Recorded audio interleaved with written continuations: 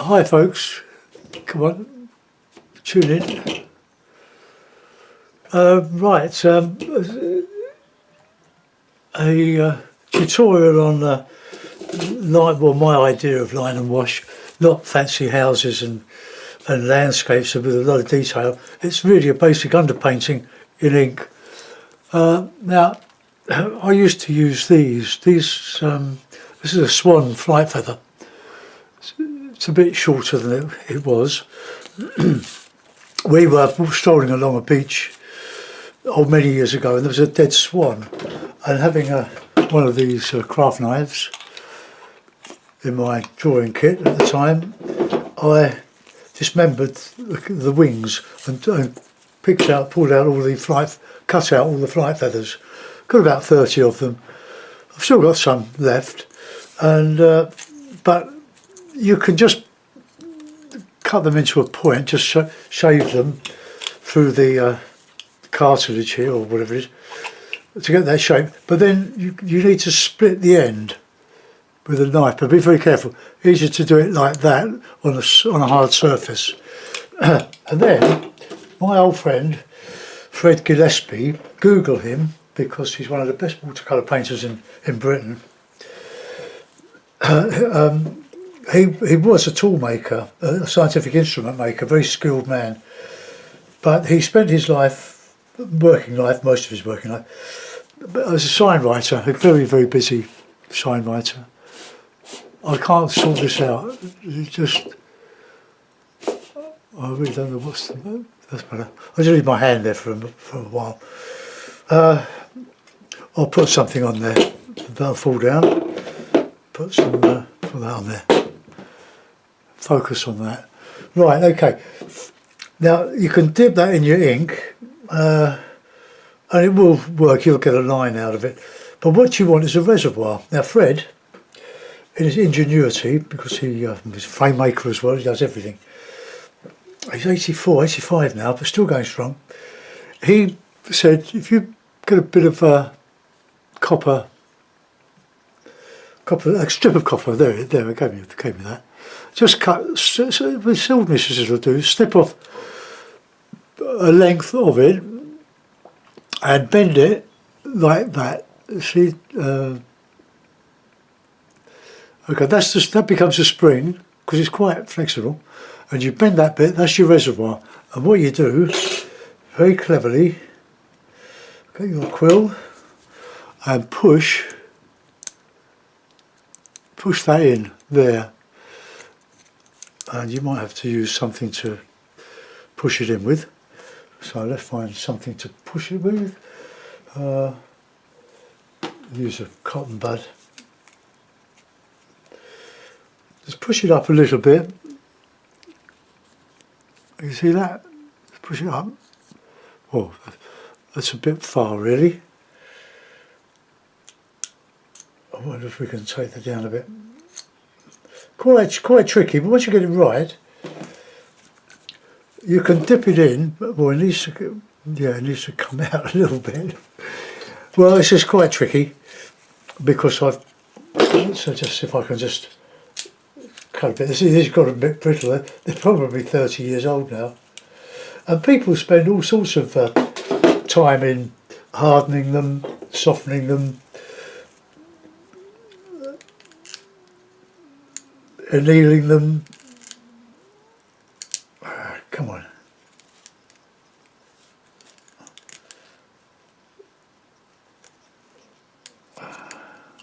Right, okay, that's it.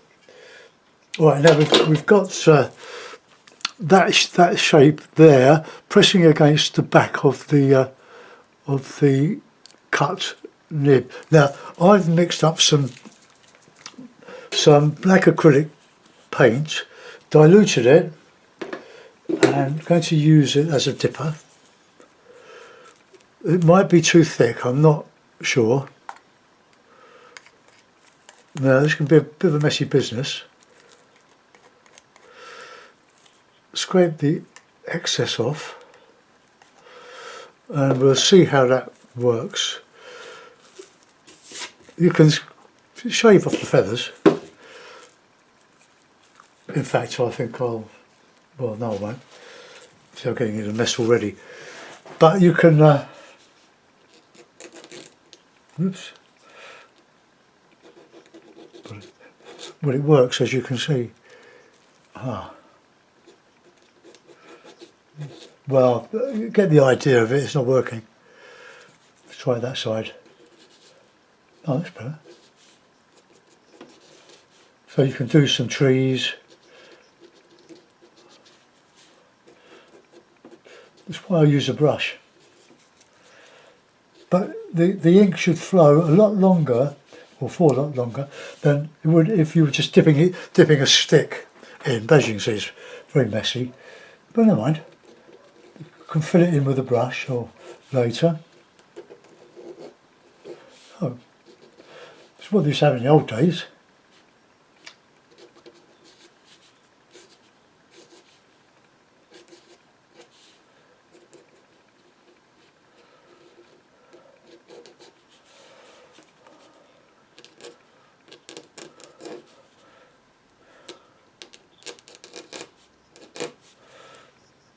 It's working, but yeah, you need to refine it. I mean, I haven't done this for years, and you can see why.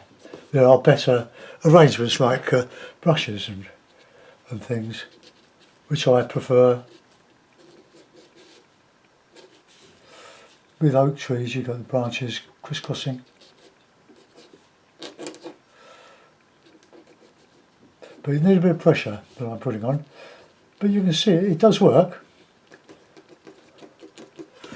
Now I've still only got that bit of ink that I started with. Yeah, a little bit of tissue, just wipe some of that off. Now this is just acrylic paint.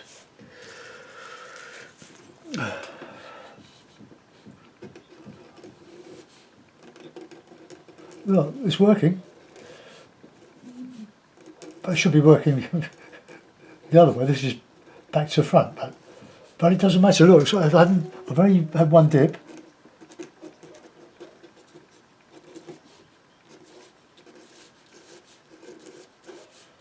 But it's that strip of metal, being a soft, pliable, ductile piece of material. You can see what you can do then, and if you want you can put in a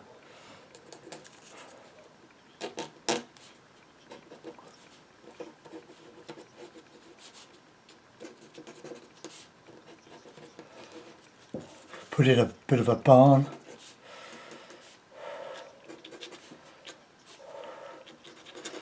Another one coming up here.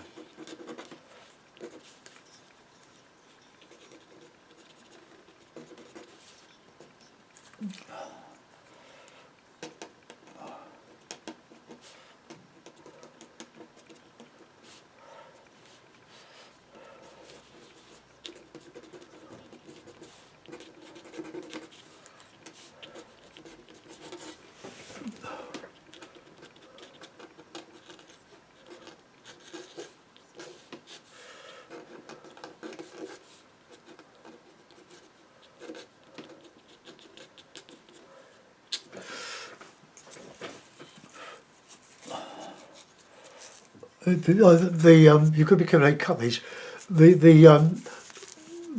All this bit here, it's oblong, oval, aerodynamic. So it's quite thin that way, thick that way, but it doesn't always fit your fingers. So you might be better off with a dip pen. And we'll have some coming up behind.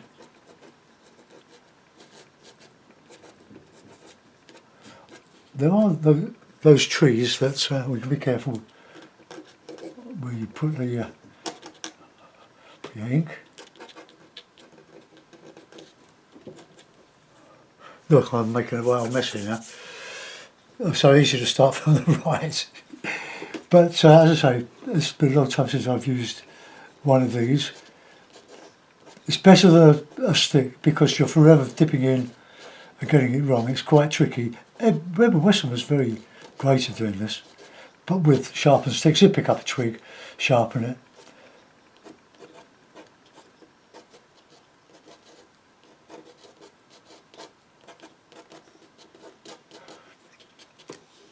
Get those trees where the branches sort of come up from like poplars, and you get the lovely shape.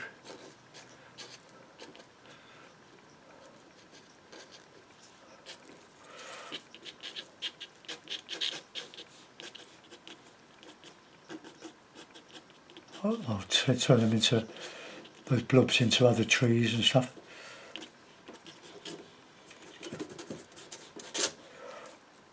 Look, still going with that one dip. But it will, as the ink dries in the reservoir, it'll probably might clog up. I don't know, I can't remember. But old Fred Gillespie, he's one of the best watercolorists around.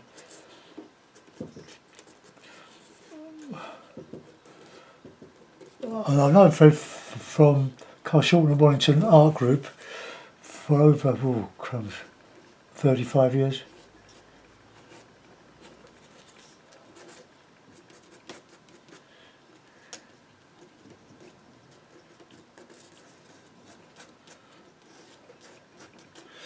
Okay, we can fill in. Now let's just come down here. Oops.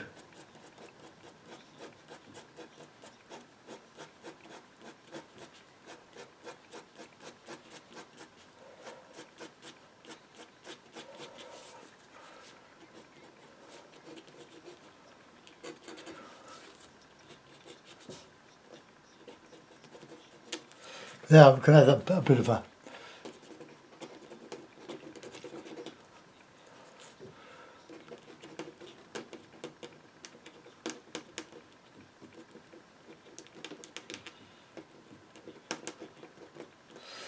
the tiles missing.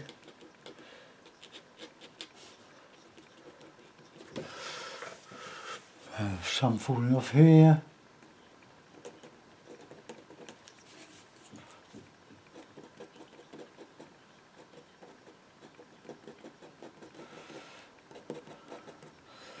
The old barn.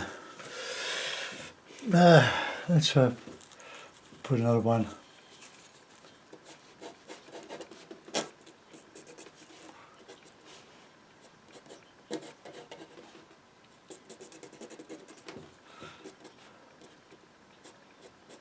Planks of wood sticking up here.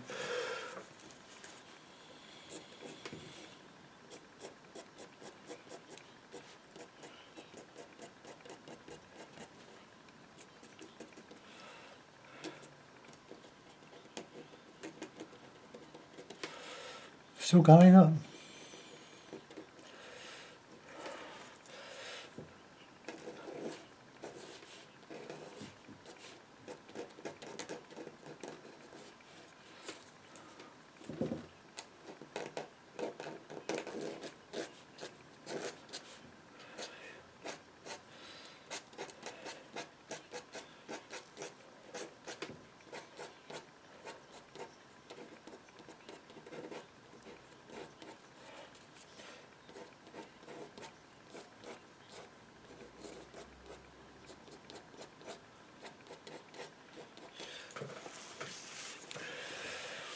Alright, so just some smaller ones here.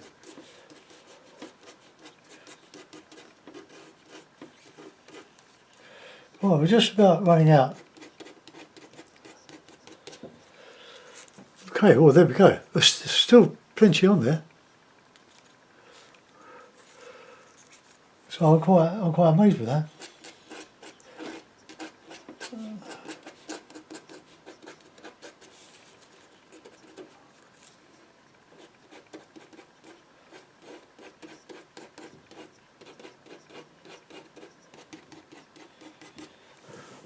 Right, okay, that's all I'm going to do for that. What I'll do now, dry the ink, or the Well, I think that turned into a bit of a success, didn't it? So you can see what you can do with, but don't go killing swans because they're protected. Well, they are in the UK anyway. Right, so I'll put that to one side. I'll give that a dry. So bear with me, because otherwise they will run.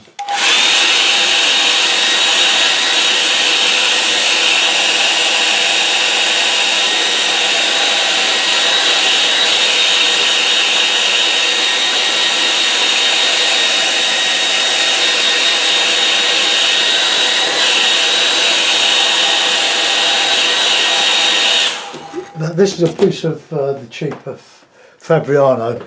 That's why I used it. I didn't want a really rough paper because it would have been even harder to get the ink out of the pen.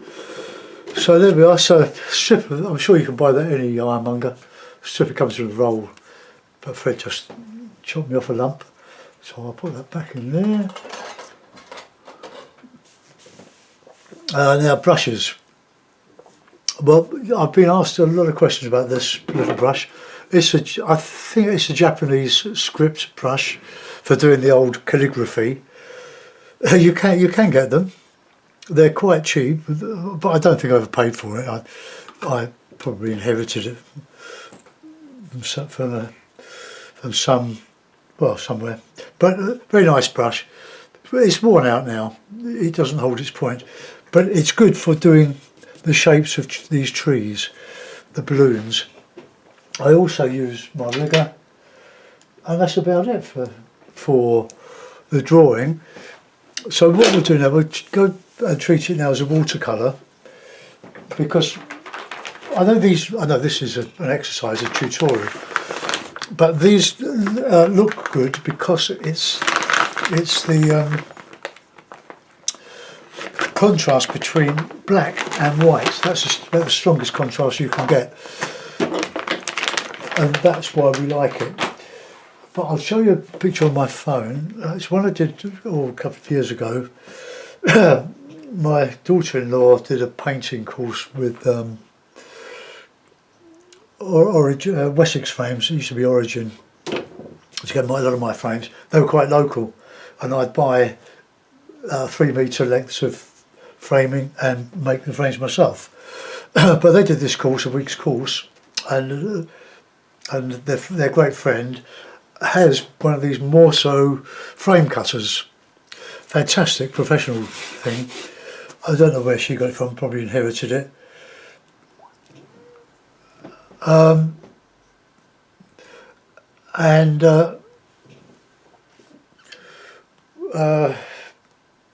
I gave them the frame, but I don't think they don't frame it themselves.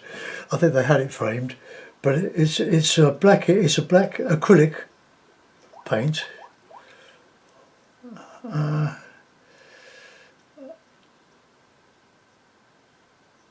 Right, so let's go on to my photographs. I've got it up on my fireplace at the moment. My wife likes it. It's quite saleable.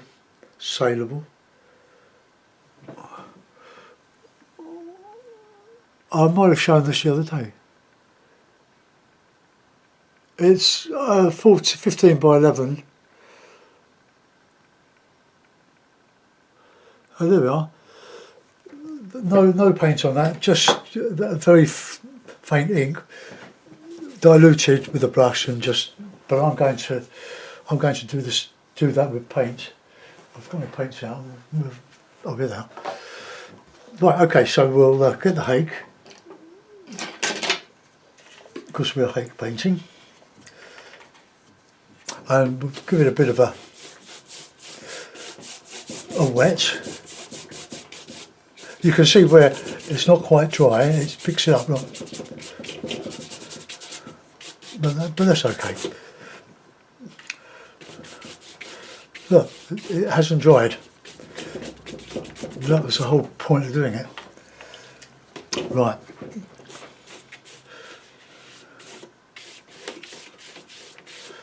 Right, we'll put in some sienna. it won't harm the overall effect.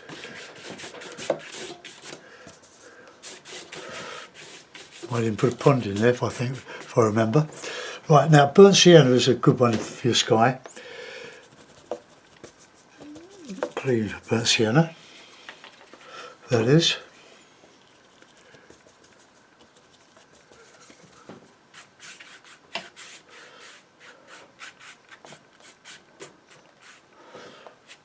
Right, now we'll get a grey, Payne's grey,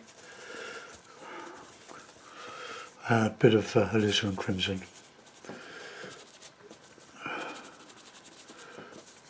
Simple sky.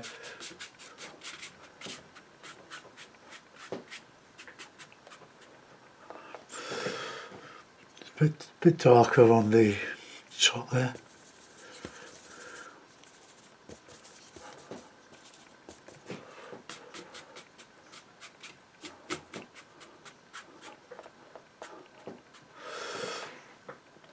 Right, okay, I'm going to change the shake. It's splitting a bit now. It's getting on a bit, like me. Right, I'll dry that. But first I'll just reclip, pull it tight.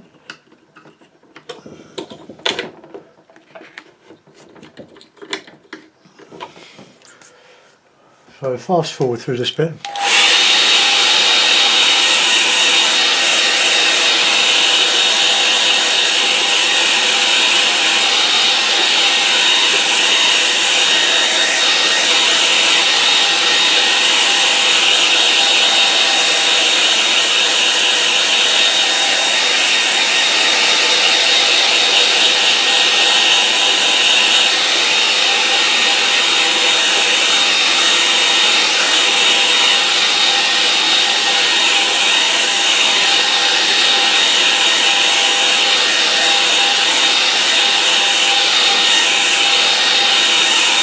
Now, sort of autumn scene seems to go well with this.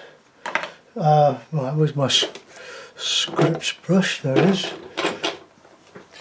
So with the same colours, just a bit of wet.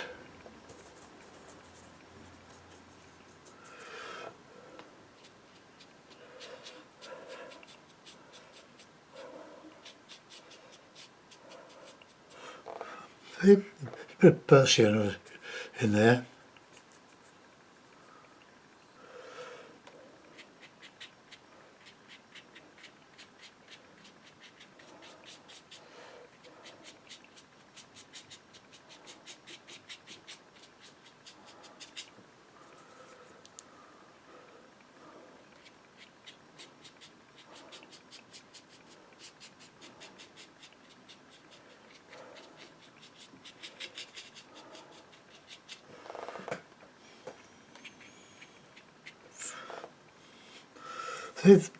Burnt sienna, bit of Payne's grey,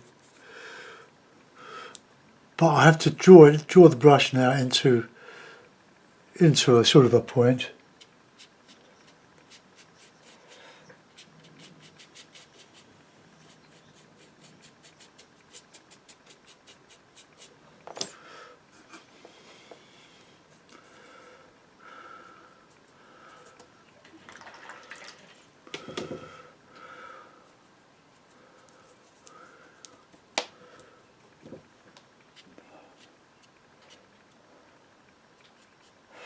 Now, just some Payne's grey.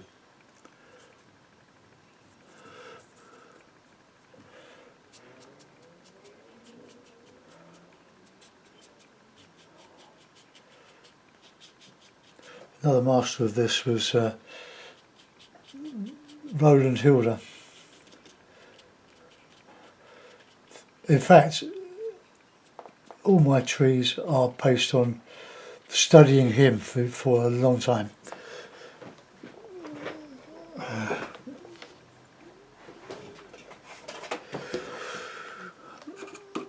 Now I'll let that dry for a bit because I'm going to go over this bit of burnt sienna and put some dobs and dabs.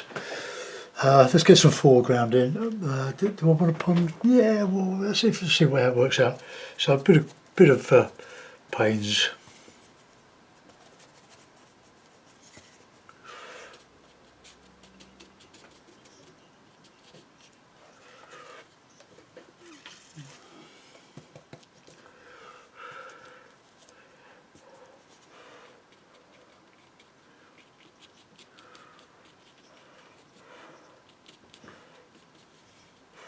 So the more you put on now, it tends to knock back the strength of the black.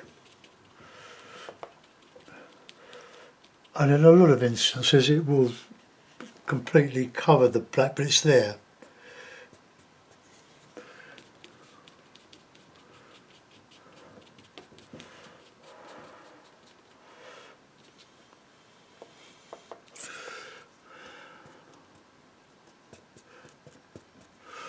I'm just using a very limited palette here.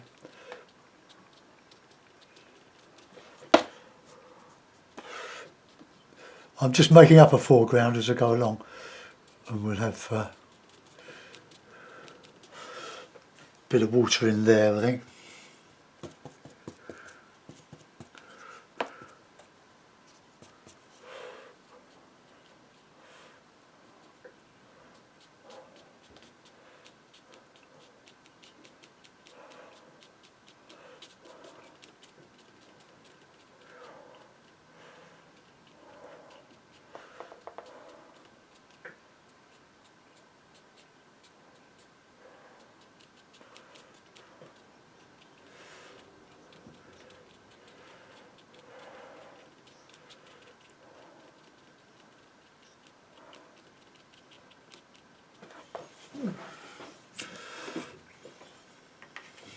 So a bit of green,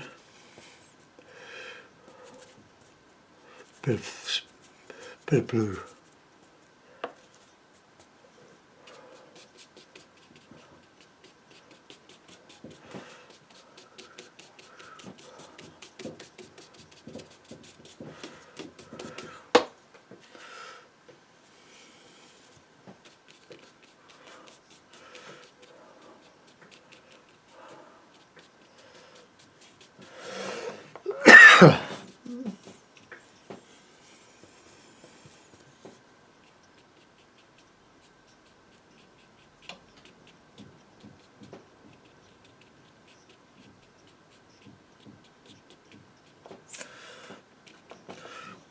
Spend a lot of time on this because it's a large area to cover.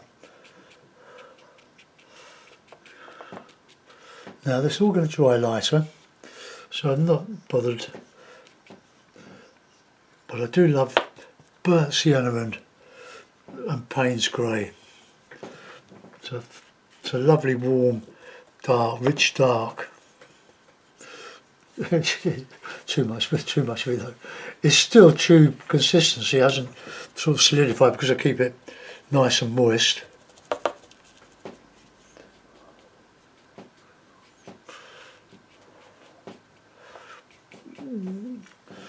A bit of red in there.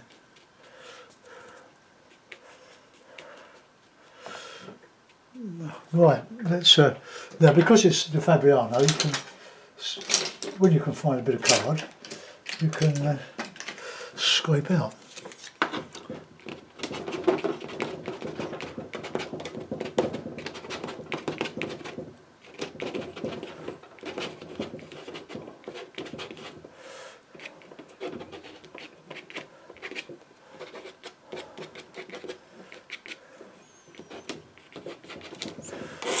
Some rocks and grasses sticking out here. I'll embellish this with a bit of I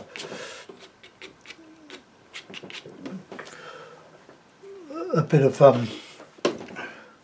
what I was going to say now. A bit of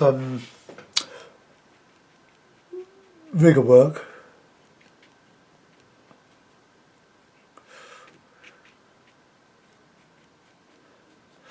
Right, okay, now we've got the pond. I'll let that dry. I'm going to go back to those trees now because I want to bring the reflections down. Oh, I'm going to sneeze, excuse me. Oh dear. Oh.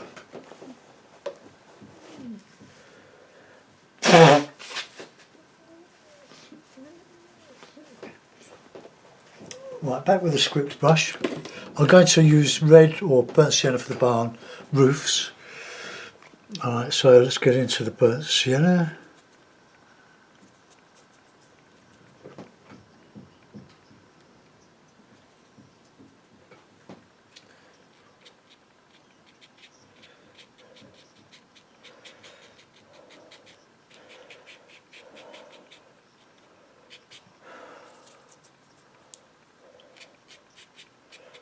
bit of warm in there.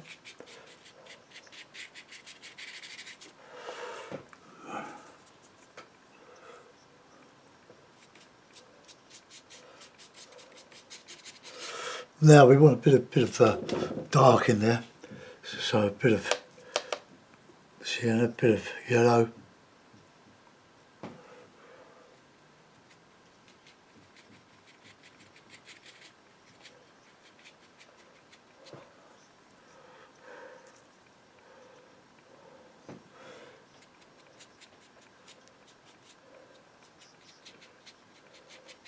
Look, just filling in the background with some warmer greens. Gonna have some ivy climbing up these trees here.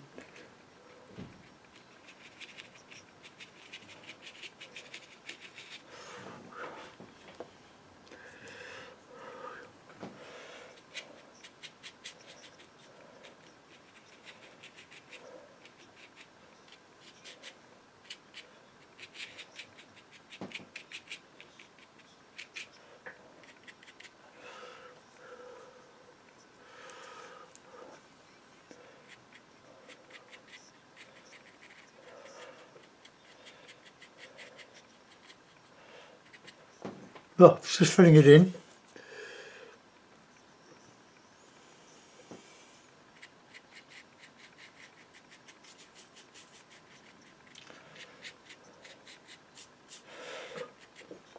Got a bit of green in there now. It's just Payne's grey, and I'm not going to leave my palette out in the dry because I like it moist.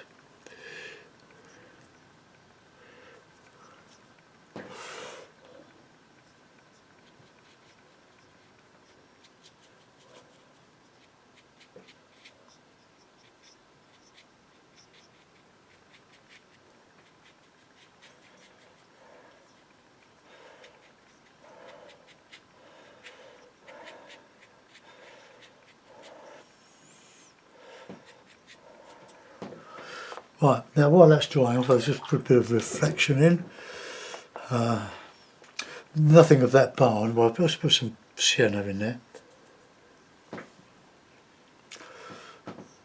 The tiles are better burnt sienna, I reckon. Maybe because it's a nice warm colour and you can put a bit of burnt umber on there.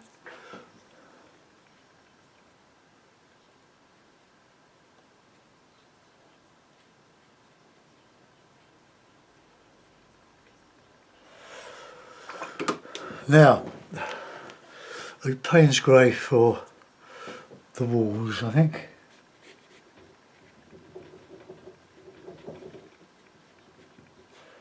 Leave a bit of sparkle in them.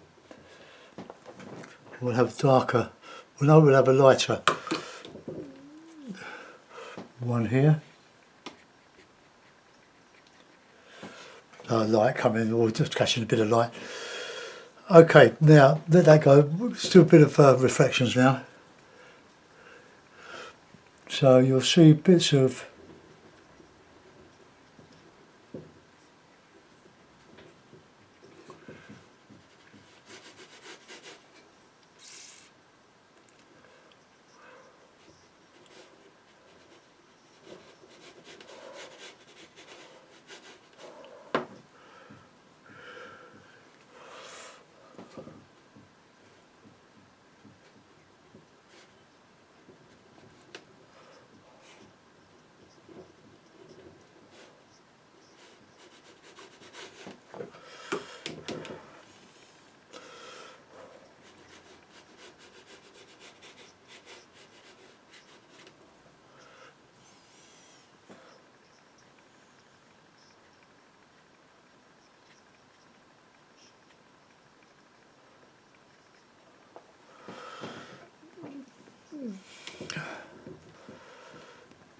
and let that dry a little bit. Let's get my rigger.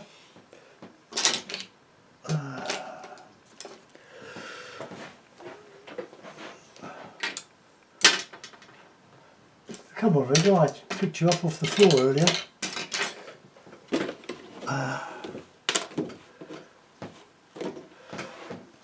Oh, isn't it great, eh?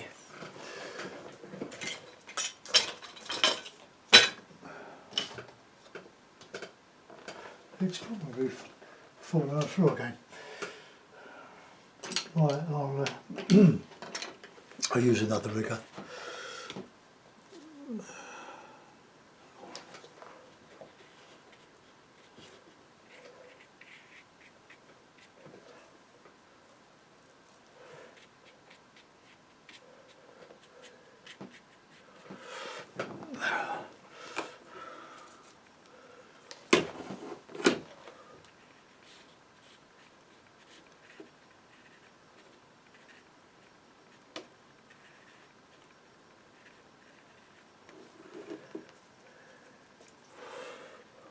Yeah.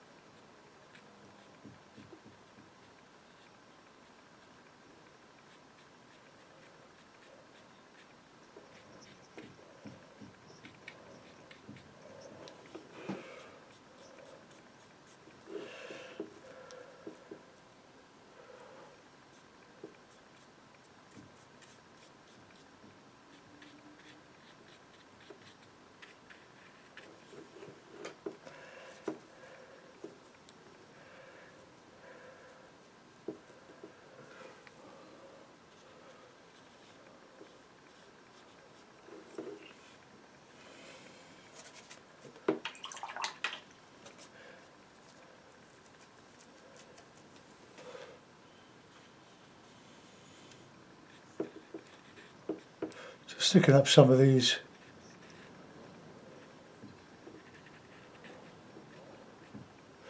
Right, well, we can overdo that, can't we?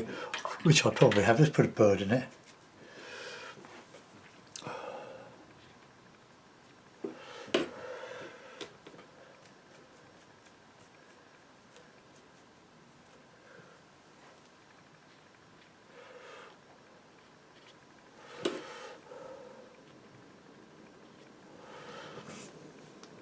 Right, just a little bit more reflection in.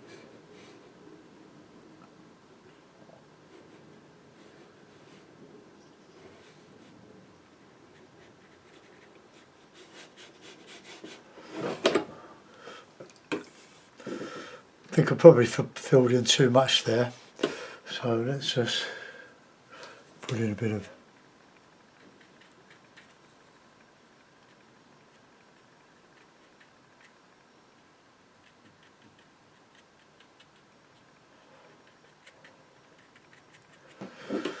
Well, I'll put in an amount. Well, there you are. That's my idea of a line and wash, but I think I've overdone the busyness of it. I'll put in an amount. Let's look at a bit of tape. But the trees, I like my trees. It will look a lot better in this nice colour or lack of colour frame. There we are. Let's. There it is. There's my rigger behind the pliers. So sign.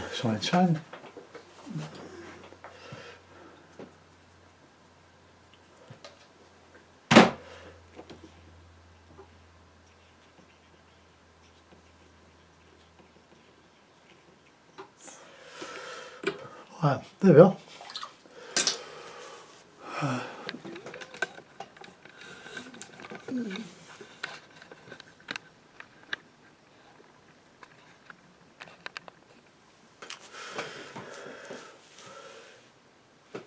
Yeah, I think overall it's a bit too heavy, but it's demonstrating what happens with the black and white contrast when you put some colour over it.